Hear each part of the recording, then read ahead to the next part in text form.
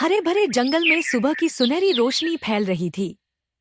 पक्षी चहचहा रहे थे, पेड़ झूम रहे थे और हवा में खुशबू घुली हुई थी। इसी जंगल में रहता था एक शरारती बंदर। उसे पेड़ों पर कूदना, फल तोड़ना और अपनी फुर्ती पर घमंड करना बहुत पसंद था। उसे लगता था कि वह सबसे चालाक है। उसी जंगल में रहती थी एक छोटी सी गिलहरी। वह रोज मेहनत से फल और दाने इकट्ठा करती थी। गिलहरी समझदार थी और भविष्य के बारे में सोचती थी। बंदर ऊपर बैठा गिलहरी को देखकर हंसने लगा। इतनी मेहनत क्यों करती हो? आज खाओ, कल देखा जाएगा। गिलहरी मुस्कुराई, लेकिन कुछ नहीं बोली। एक दिन बंदर ने बहुत सारे आम और केले एक साथ तोड़ने की कोशिश की। उसने सोचा, सब मेरे ही होंगे।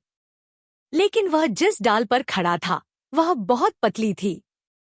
अचानक कड़ाक, डाल टूट गई। फल हवा में उड़ गए और बंदर नीचे गिर पड़ा।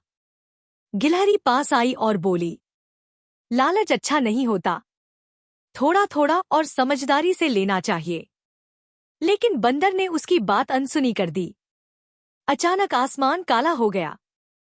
तेज हवा चलने लगी, बिजली चमकी और बारिश शुरू हो गई। पूरा जंगल कांप उठा। गिलहरी जल्दी जल्दी अपने खोखले पेड़ में चली गई। उसने पहले से जमा किया हुआ खाना सुरक्षित रखा। बंदर ऊंचे पेड़ पर फंस गया। हवा और बारिश से पेड़ झूल रहा था। बंदर डर से कांपने लगा। बचाओ, कोई मुझे बचाओ। गिलहरी ने आवाज सुनी। वह बिना डरे बारिश में दौड़ी और एक मजबूत बेल पकड़ ली। उसकी आंखों में हिम्मत थी। गिलहरी ने बेल को पेड़ से कसकर बांध दिया।